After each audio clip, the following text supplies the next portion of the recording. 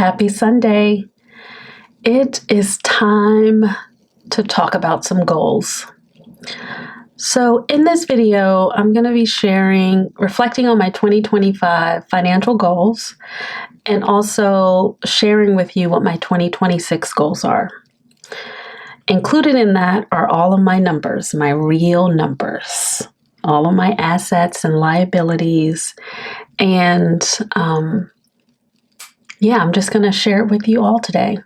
And my intention for doing that is, one, it keeps me accountable to this financial independence journey that I'm on. Two, hopefully it will help you get a little bit more comfortable with your own numbers and sharing them. You do not have to share your numbers on the internet, but I'm finding that people are generally uncomfortable with talking about their own money, even in like the private confines of their own home with the people that they're in relationships with. So I'm hoping that by me sharing, it will encourage you to look at your numbers just for yourself, and then also just be more open with talking about your own relationship to your own money and the financial goals that you have for yourself. So if that sounds like something that will be interesting to you, then keep watching because we're about to get into it. If you are coming back, welcome back, girl. I'm so happy you're here. Our little piece of the internet is growing. I love that for us. We have some new people here, so welcome new folks. My name's Krista David. I'm an artist and small business owner. I am on a journey to achieve financial independence on or before my 50th birthday. I'm 46. We don't have much time, girl, but I believe in miracles, and God has been so good to me. And we'll see what happens. That's the journey I'm on. I'm going to keep pressing. And I am drinking today a cup of hot cocoa. My mom gave me some hot chocolate while I was in New York recently for the holidays. 2 packs of hot chocolate. So cute. She put it in like my little birthday present gift box. So I'm drinking one of those packets. It's Starbucks. It's actually pretty good. I like it. It's not sweet at all. I don't like sweet beverages. And I just added some milk and some water. Okay, so let's get into it. Sorry, my chair is squeaky. So as far as the tools that I'm going to be using to share with you my goals today, and then also to do quarterly updates, that's my intention. I'm going to share with you today where I am. And every quarter, I want to have this same conversation where we just look at the same numbers and see how they have changed from quarter to quarter. So I'm using some simple tools to manage my finances and to keep track of them. One is my budget planner. If you want to see the setup of this budget planner, you can head over to my stationery channel, Krista David Stationery, and see it there. I will put the direct link to that video in the description, just so you can see the pages in detail, because I'm not going to go through every page today, but definitely go over there and check that out. And then the second thing that I'm going to be using is an idea that I got from Kay at Hey Kay Budgets. And this is going to be my companion notebook to my budget planner. And in this companion notebook will be all of the stats, financial stats that I want to keep over time. So this is something that hopefully will stay with me for years to come, because there's a lot of pages in here. But this will be my companion notebook to my my budget planner. So those are the two things we're going to use. We're going to use my handy dandy calculator. Don't you love a good blue switch calculator? Listen, that's a blue switch. It clicks. I love that. And my favorite pen is just an Energel Klena 0.7. I just love this pen. I have refills for it. I tend to use highlighters, Tombows. These are the two that I'm using now. 992 is the brown one, and then this lavender one, I can't tell you the number of it because it came off, but that's what I'm using. And that is it. Panda is here with me beautiful light. And that's all we have. So let's get into it. Okay, we're going to start with the budget planner. This is just a happy planner. I got this last summer on sale. I liked it. I had these budget sheets that I'm about to show you made in 2020, and then I recently revised them. When I first started using them, I was just using a 3-ring binder. Okay, but then I was like, oh, I want to try the Happy Planner. So this is my Happy Planner. I just bought one of the notebooks, and then I put my budget planner inside. Follow your own path. Ain't that cute? So, oh, we don't need this. This is from my planner. So this is my budget book. You can find this budget book in my Etsy shop. It's a downloadable. Again, you can use it with the 3-ring binder or Happy Planner if you have the punch to punch your papers. But I just added some stickers because I'm a stationery lover. I have stickers everywhere. So I thought I would jazz up my budget book page, and later I'm going to go back in and color in these letters because that's why I made it this way, so that you can color in your letters. So let's get into this, and we're going to take it page by page. We're going to go over my financial goals, and then I made a little vision board too, and all of that's in the budget planner. And you don't need to buy my budget planner. If you already have one, use what you have. If you don't have the finances to buy anything right now, use a notebook from the dollar store. Like, you don't have to buy any of these things, but I make things for myself, and if they're helpful for me, I put them in my Etsy shop or I put them in my Ko-Fi to give away because I want them to be helpful to other people, okay? But no pressure. And thank you for the ones who have purchased my budget book. I really thank you so much because I am currently without employment, so every little bit is helping me wait out the execution of this next contract that I'm waiting for. And that's what happens when you're a small business owner. Okay, so my financial goals, before we get into, actually, I got ahead of myself. Before we get into the new ones, I wanted to review the old 2025 ones.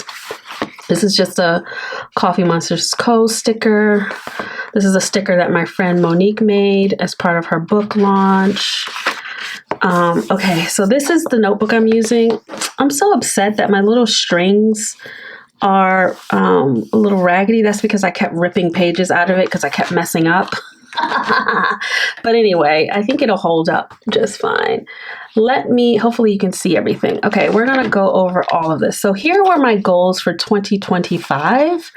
And that's why I had this sheet in here, because I think I had these goals written down. Oh no, I had them here. See, I just had it in my planner. I plan in a personal ring size planner. So these are my 2025 goals. I just put them here for archiving. But they're the same things. So my goals for 2025 were to max out my HSA, my health savings account, max out my Roth IRA, max out my solo 401k, add at least $2,000 to my brokerage account, increase my 12-month fund by at least $5,000, post money videos consistently, put all my assets in a trust. So those are my goals that I set in January of 2025. Now let's talk about what happened with them.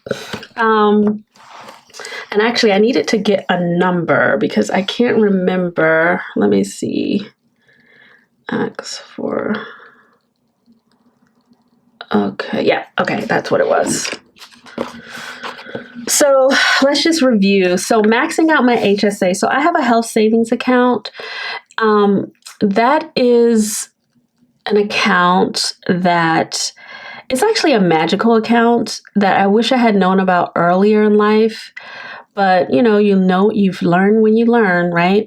So I have a high deductible HSA eligible health insurance plan. And because my health insurance plan has a high deductible and is HSA eligible, I can set up an HSA account. Now, a health savings account, you can use it for like any health related expenses, but that's not how I use it. And that's not how a lot of people who are on this financial independence journey use their account. We basically use our HSA like a second Roth IRA. So my HSA account is, and I'm going to cover this because I know it can be distracting.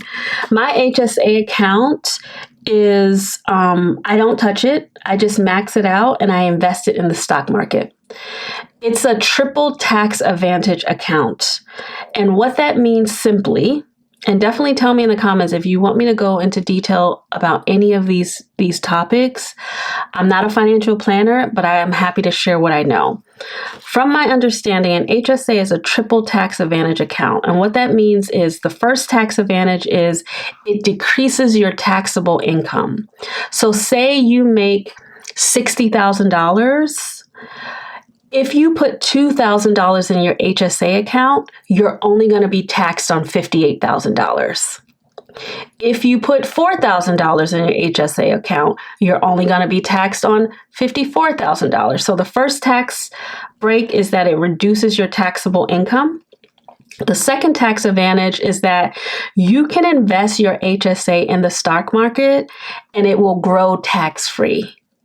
It's just growing, making money, growing, tax-free. The third tax advantage is when you pull money out of that tax account. So like when I am at retirement age and I pull money out of this account for any health expenses, I can pull it out tax-free. Tax-free, nobody's going to ask for any of that money, right? So I max out this account, I invest it, it's growing, and then when the time comes, I will pull money out of that account for any health related expenses. Now, the beauty of this is I'm paying health related expenses now, but I'm paying them out of pocket. I'm keeping my receipts in a Google Drive folder. On the day that I'm allowed to take money out of this account, I'm going to go all the way back to 2003, which is when I set this account up, 2003, all the way up until whenever I retire. I have all those receipts. That's the first lump of money I'm going to pull out of this account. And I'm probably going to go on a trip around the world or something. Seriously.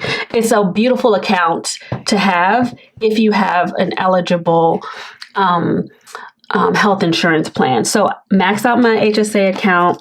And the max for that was $4,300. I just need to double check. $4,300 for a single, person. So I accomplished that. So check. Yay. The next thing was to max out my Roth IRA in 2025. And by the grace of God, I was able to max that out. That was $7,000. Okay. My next thing was to max out my solo 401k.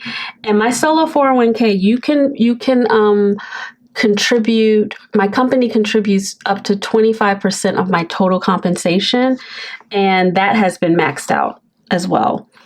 The way that I do that is I estimate based on what I paid myself in 2025, what 25% of that is, and I put that in my solo 401k straight from my business account.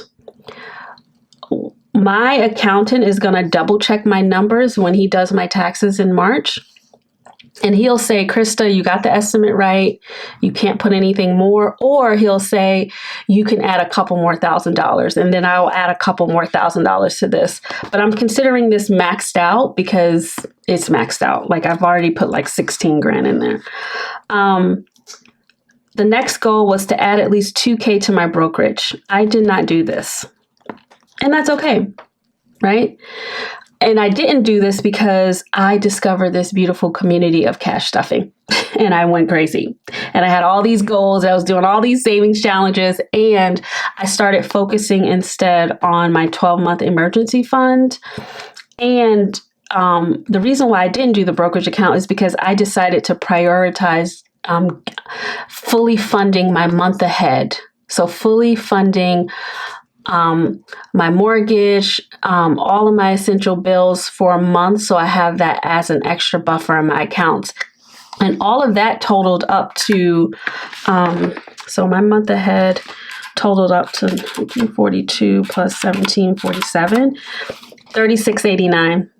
So I could have put that money in there, but I chose instead to get a month ahead. And sometimes you don't reach your goals for really good reasons, right? So I didn't do that. No worries.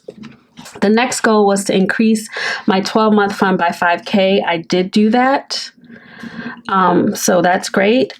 The next goal was to post money videos consistently. I feel like I've been consistent as I can with the time that I have over here. So posting anywhere from 2 to 4 videos a week.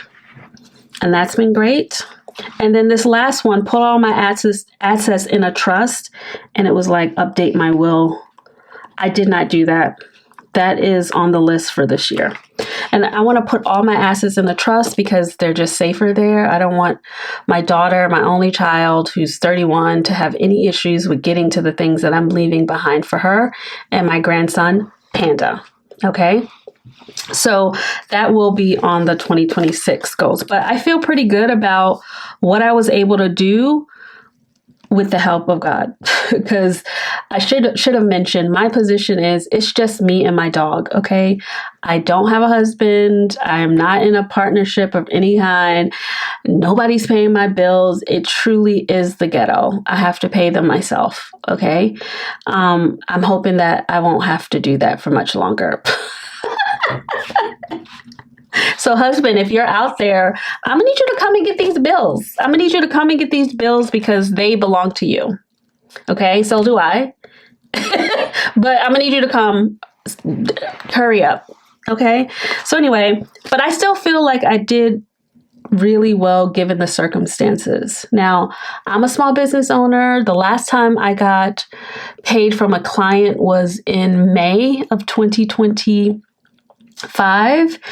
And that carried me for the whole year. I was able to pay my paycheck for the rest of the year and do all of this. So I feel really blessed. I got my last paycheck on December 26th. There are no more paychecks on the horizon until I close another contract. I'm a public health practitioner, and all of my I work with a variety of organizations that do health equity work. And as you know, we live in a climate where everything equity related is under attack. So naturally, it has impacted my work. But that's okay, because God has brought me this far. He's not going to leave me, and it will be fine. And as far as my art practice, that's my vocation. I'm so blessed to be able to sell art all over the world. I'm represented by a gallery in Paris. They sell my work. And, art is, it's a roller coaster. There are some quarters I may make some money, some quarters I won't.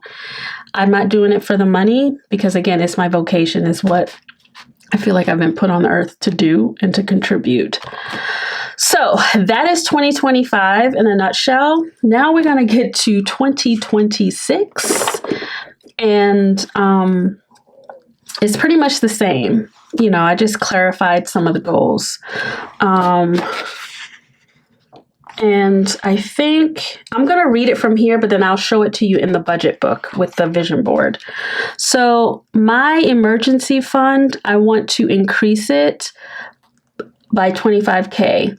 So right now I have $35,000 in there. I'm trying to get it to $60,000 because $60,000 is enough where I can live bare bones for 12 months. Like nothing special, no traveling the world, just, paying my bills, getting some groceries for me and my dog, and like being home. So that is the goal for the year, is to get that in the emergency fund so I can stop thinking about it and I can move on to some other goals. Again, I want to max out my retirement accounts. I want to max out my HSA. This year, it's $4,400. I want to max out my Roth IRA. This year, they increased it to $7,500. I want to max out my solo 401k again. I want to renovate my ensuite. It costs about $12,000 with labor and supplies. Now, I think I can get this number down lower, but this is the max budget. I have a crew. I just need to save and buy all the supplies and then, get up this money. But I see renovating my bathroom as part of my investing because it's increasing the value of my home.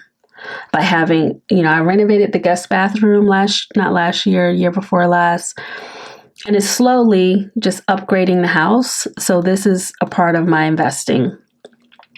I want to save money for the trust setup. So I do want to put my assets in a trust, but I need to research how much this costs. I feel like it costs a couple $1,000s to get a lawyer and everything.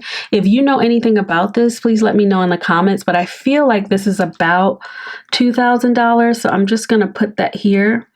And of course, if it's less, then I'll just put the money in here. It's fine. But I do want to get that set up. I want to maintain my 800 plus credit score. My credit score right now is about 810. So I just want to keep it over 800.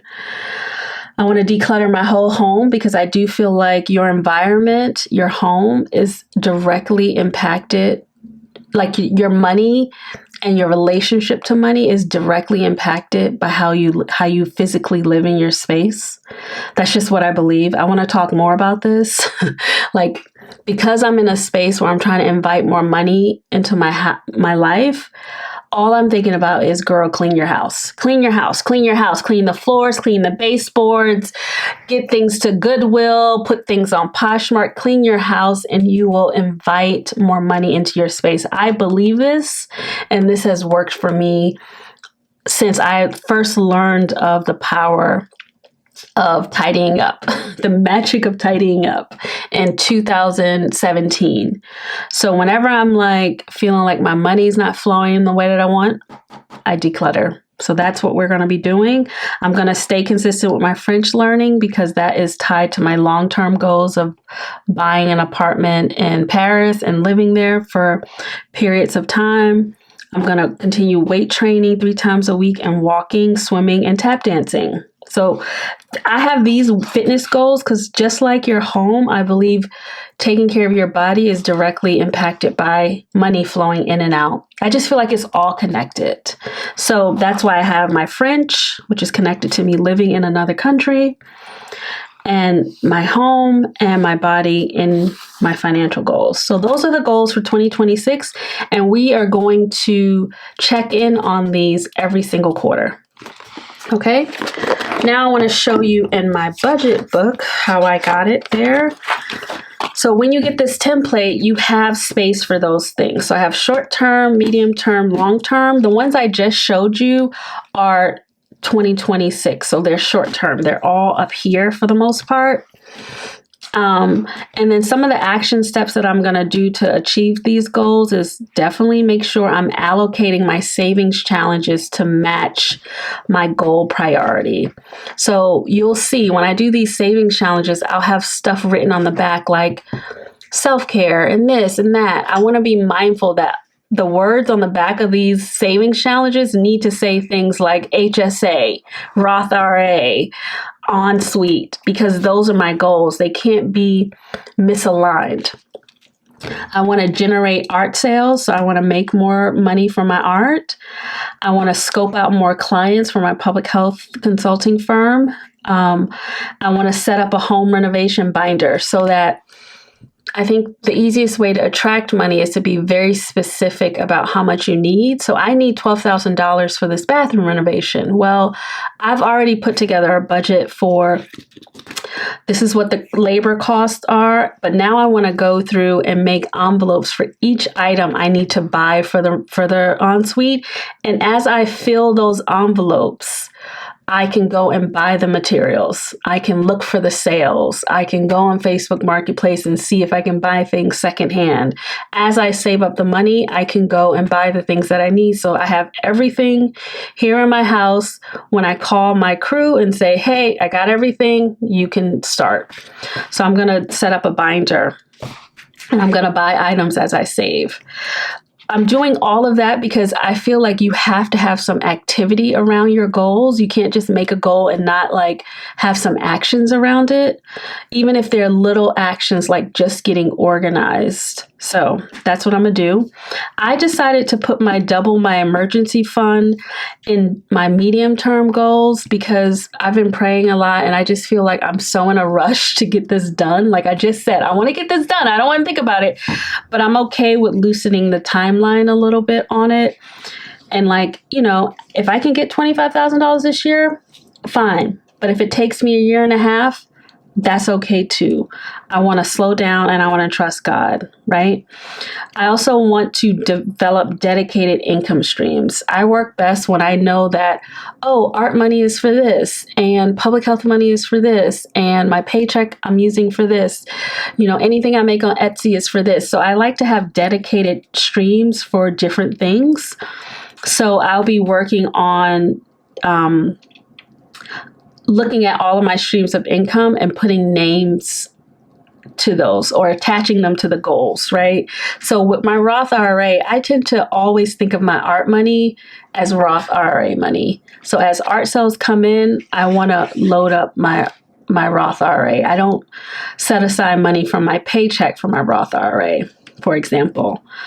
So that's what I want to do. And then medium term is I do want to think about, this is not in this book and we won't talk about this much, but I put it here because I want to have it in my mind, is that I do want to buy my forever home. And in the next 3 to 5 years or 5 years, it's more on the 5-year timeline.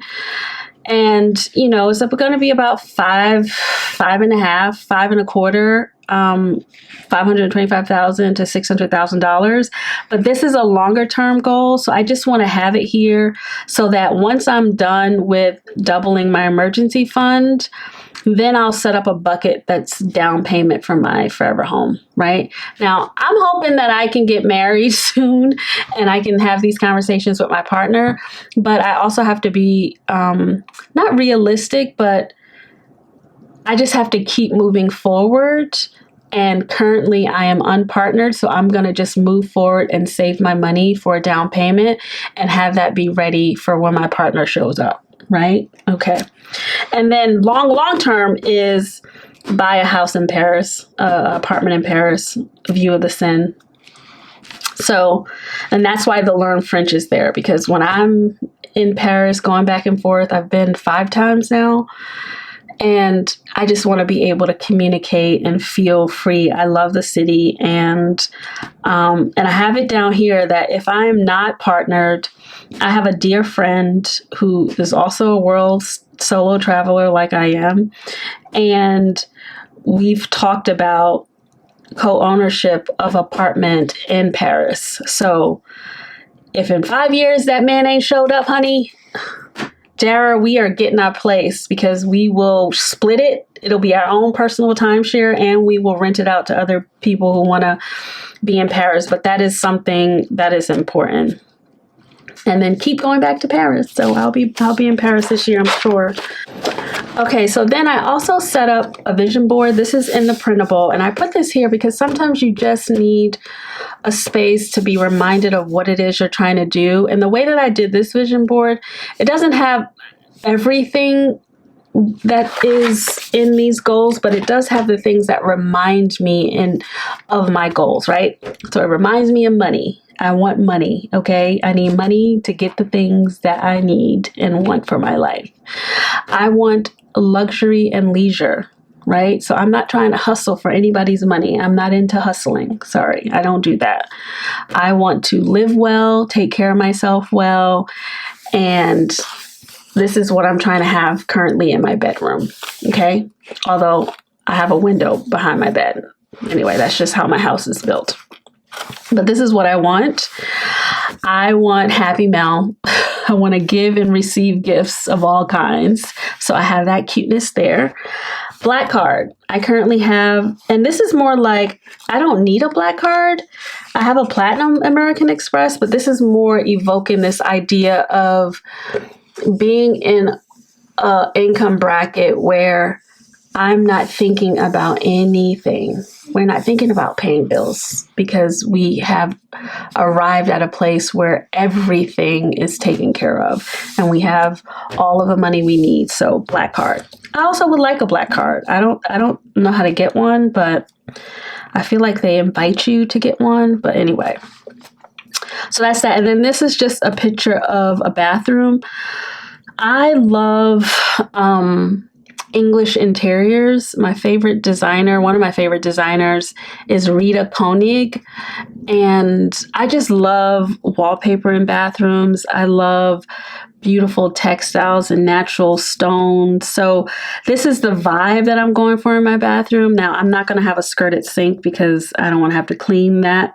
But I will have wallpaper in my ensuite, just like I have wallpaper in my guest bathroom, and just beautiful things, right? So that's why I have this picture, and I have it big because this has to happen for me this year. I need this really badly. I really want to feel a certain way when I walk into my bathroom, and I've done my best with what I have. Like, I've painted the bathroom. I've put up like peel and stick wallpaper. I took down the glass divider and put up like a nice curtain. I've done everything I can to like zhuzh it up, but it's still like old, crappy looking tile. And like, I just want nice things. Okay. So that's my bathroom.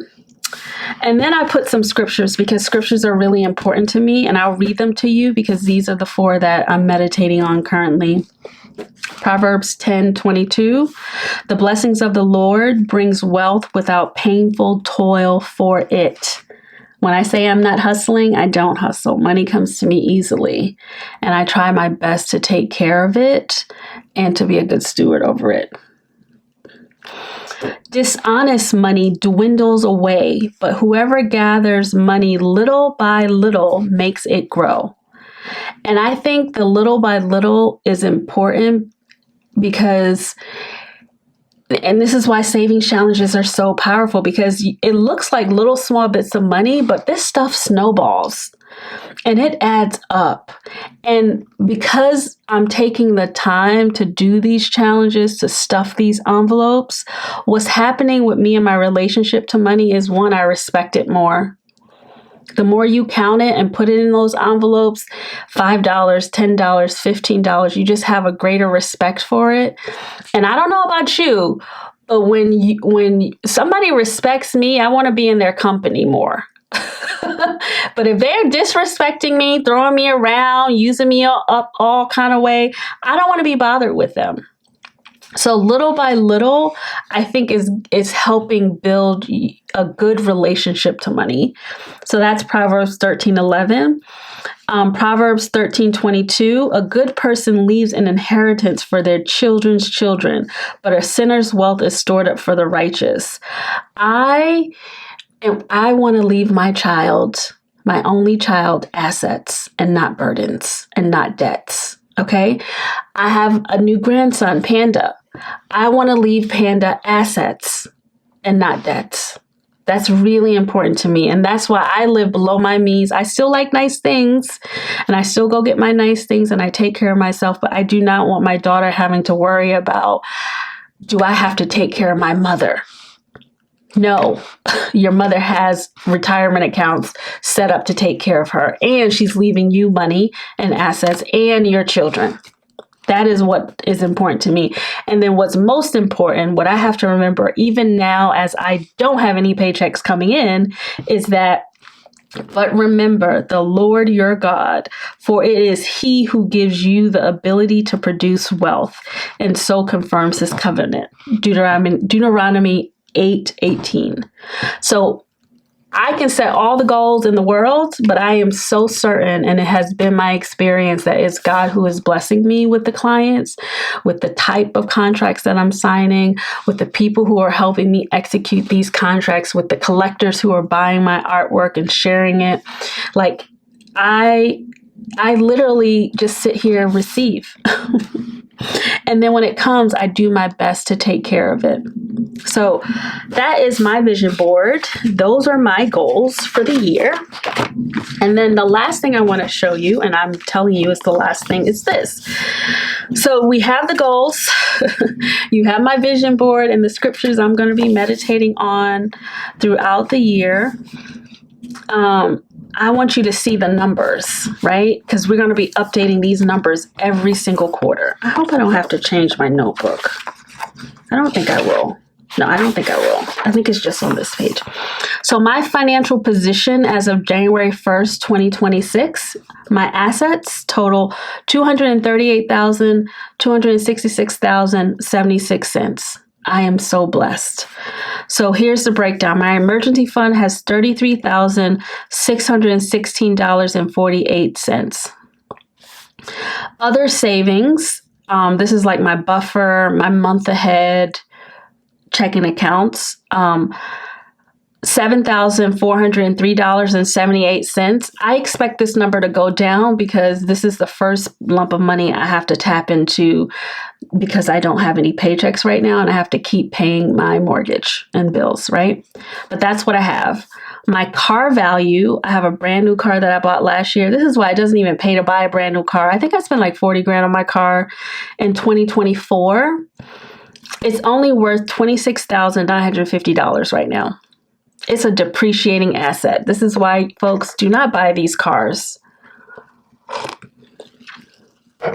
Okay? It's depreciating. And if you get a car loan on a car, the car is losing value as you're paying for the car. So you buy the car at like I bought the car in 2024. If I was paying and I paid like $40,000 for it. If I was paying on that car and a car note, the car is only worth $26,000 now. That's crazy. But anyway, I put it in my asset category because I have a paid off car. If I needed to sell it today, this is how much I could get for my car. My health savings account value, I have $17,418.21 in that account. My Roth IRA has $37,575.11. My solo 401k has $15,752.10. My SEP IRA, which is the account that I was using before I set up a solo 401k in 2025. That was the first year I've had a solo 401k. Prior to that, I was using a SEP IRA. That value is at $98,877.24. My brokerage account has $673.87 in it. Okay, so those are my assets. Also, I want to show you this. In the budget planner is this net worth tracker right here. So I have those assets that I just labeled to you. I also have some other assets that I have not valuated. I have an art collection of artists who I'm certain will be in the history books. And I haven't put a value to that. That's something I want to look into. How do I value my art collection? Because it is an asset and I could sell those works at auction privately if I wanted to. I have no intention on doing that because I'm an art collector, but they are worth something. Fountain pens. I know that sounds crazy to you, fountain pens, but fountain pen collecting is a thing, and I'm a fountain pen collector. I have pens in my collection that I've paid $650 for. These pens hold their value. I have pens I've paid $300, $400 for, and I have lots of pens. I have over 50 pens. Not all of them are collector items, but many of them are, and I can sell them today. I can sell my fountain pen collection today and get a few $1,000s. So, but I didn't put a value next to them, but I am putting them there so I can remind myself that there are assets that I have that if push came to shove and I needed cash, I could sell those things in order to take care of my life. Okay. So, but this is a sheet that comes in the budget planner. And then liabilities. Now, when I did this, I was like, this is my house. I have no consumer debt. I should have mentioned that. I became credit card debt free in 2019. And the most I've ever had in credit card debt was probably $10,000. I feel like it was less than that, but that's the most. So 2019, I got rid of my credit card debt, and I didn't have a car loan. I had my first car. I paid that off in 2 years. So 2011 was the last time I had a car note. So I don't do consumer debt. It's just not in alignment with me and my values. It actually makes me itch because I will be so stressed out having credit card debt. I was stressed out with my student loan debt. So I just paid off the last of my $120,000 student loan debt back in May. There's a video on the channel showing like me making the last payment. And so I have no debt. I just have my house. So my house I bought in 2021 in September. Again, it was a God blessing because they did not ask for over the cost of the house. And that was the year where people were paying $60,000 over ask. Like people were just outrageous. In 2021, I got my house for $228,000, 3-bedroom, 2-bath, brick home, walkout basement for $228,000. It currently has a mortgage of $208,199.09. Okay, no consumer debt. That's my mortgage. So when you do the net worth calculation, it's just simply assets minus liabilities. My net worth is $30,067. I am so grateful for that because I literally thought I was still negative. I was going to put on my 2026 goals to get my net worth to zero because I just knew that I didn't have enough assets to cover my liability, which is my house. But my net worth is $30,000. So I can't wait to see that number go up. But then there's this other number that if you do have a mortgage and you have some assets, but you're like, my mortgage is like $500,000. Like I'm gonna have a negative net worth. Another statistic that you can track is something called liquid net worth. So that doesn't include your mortgage, right? So my liquid net worth is just all of my cash assets. Anything that I can get cash for, go and cash out right now, that's your liquid net worth.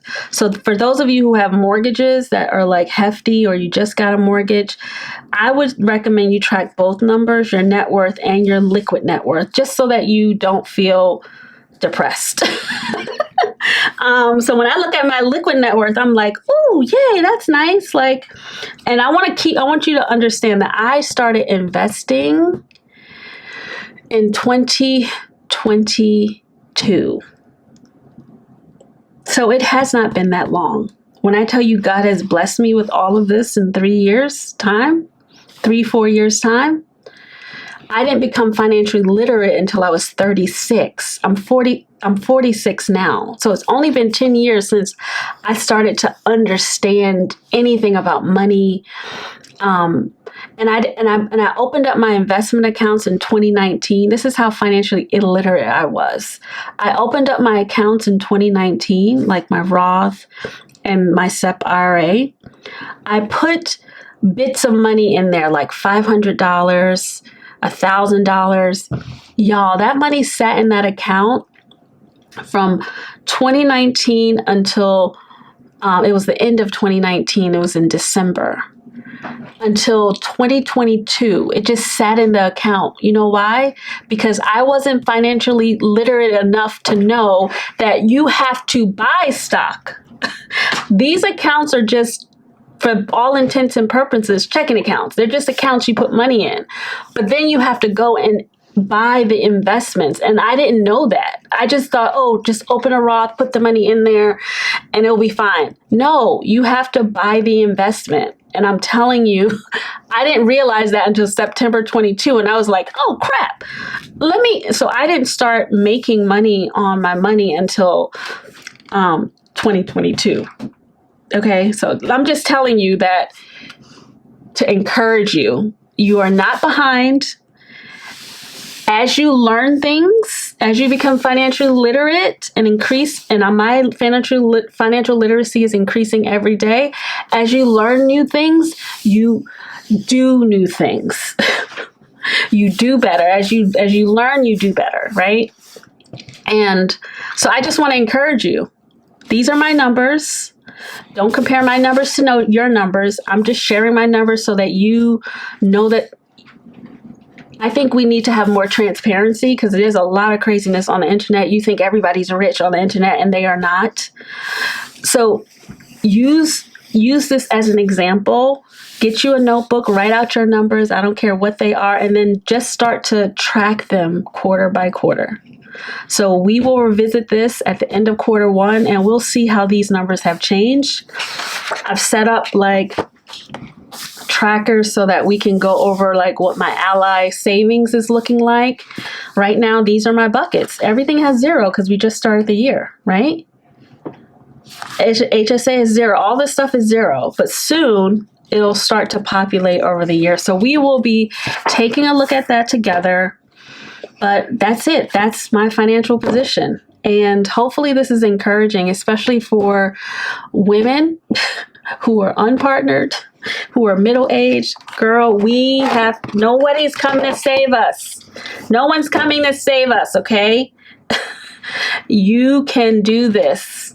You can do this. I know it's not what we planned. I know I certainly didn't plan to be unpartnered. I wanted to be married at 21. Like, I am a whole wife, okay? But God has his plan, and his plan is better than my plan. So here we are. And we have to be good stewards over what we have been given. And yeah, that's it. Those are my money goals, okay? Be encouraged. If you have any questions whatsoever, just put them in the comments. I will answer them. I'm an open book when it comes to this. I've healed many of my money wounds. So I talk about money freely. I will talk about money with anybody. I will open up my accounts and show you everything, because what I've learned in this money journey is that what I have in the bank has nothing to do with my inherent value as a human.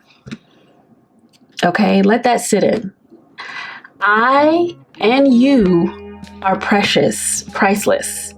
And it has nothing to do with the car we drive, where we live, our zip code, the labels that we wear. None of that stuff matters. So this is just me talking about money. It's just me talking about the color paint that I'm going to paint my hallway. It's nothing, right? It should not take up that much real estate in your heart and in your head. It's just another thing that we have to take care of. Okay, it's just another thing that you get to take care of. Okay, so hopefully that's encouraging.